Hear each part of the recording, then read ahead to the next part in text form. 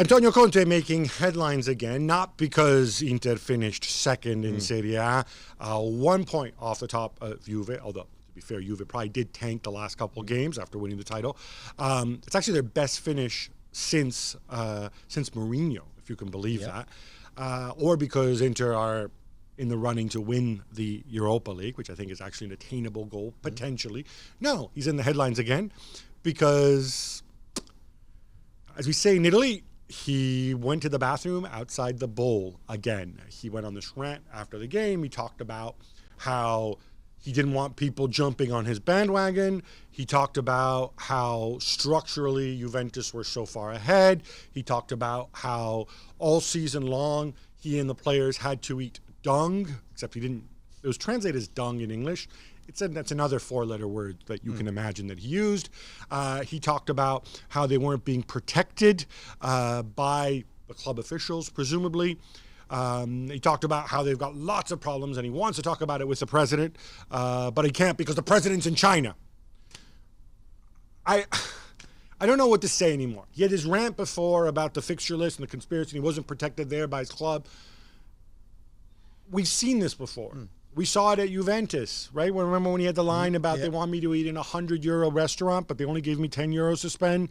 We saw it with the Italian national team, where throughout the Euros, even as they were doing well, everybody was rallying behind him. He continued and moaned about the training facilities and the federation and this and that. We saw it at Chelsea, where eventually he basically sacked himself and then, of course, managed to win compensation from the club afterwards.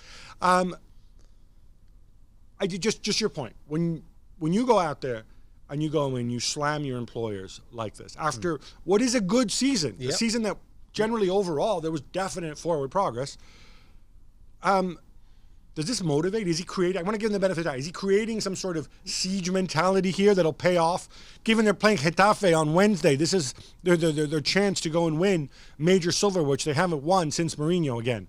I don't understand what he's trying to do because he's done, I think, a very good job with the team. They play more expansive football than they were playing at the beginning of the season. The front two are working really well. You can see all the tactics that he wants to bring into a club, as he did at Juventus when he was first there, as he did at Chelsea, as he did with the national team. You can see those same things coming out. So it's all done on the training field. And I think he's building a very good team. I think he's still got problem with the wide centre-halves.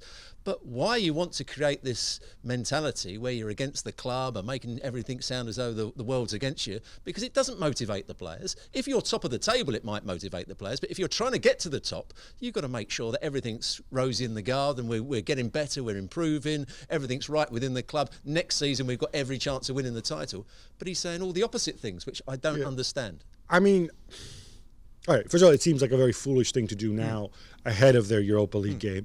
But I guess the idea is if I go and I act crazy, the club can't really sack me because I have another 2 years on my contract.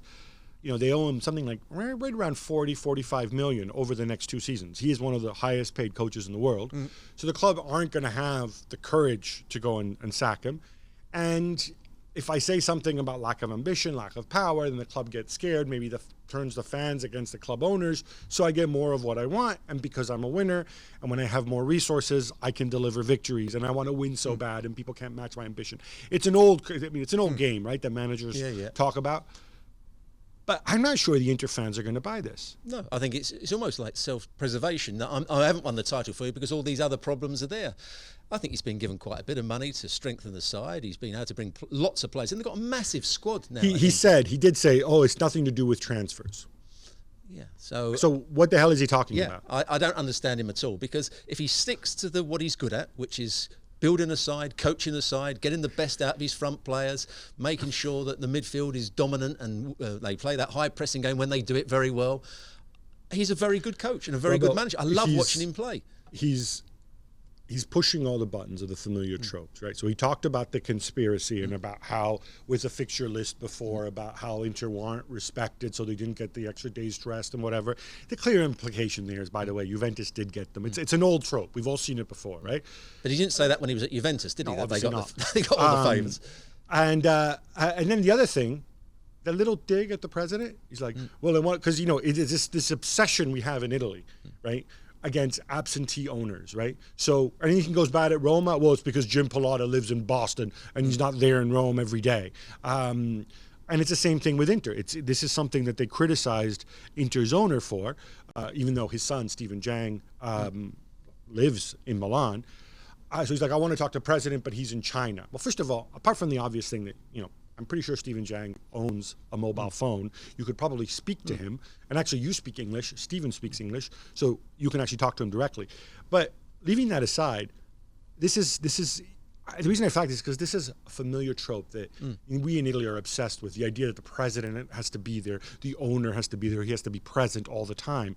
Well, I'm sorry.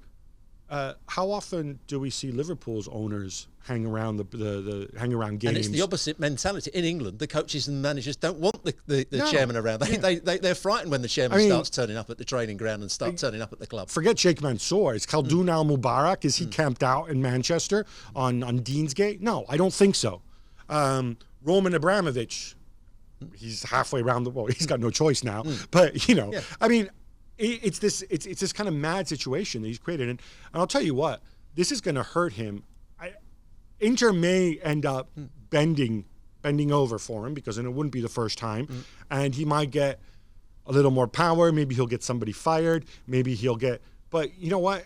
It's not going to make a difference in the longer term because Inter are going to have real financial fair play issues like everybody else. So there's only so much that they can do.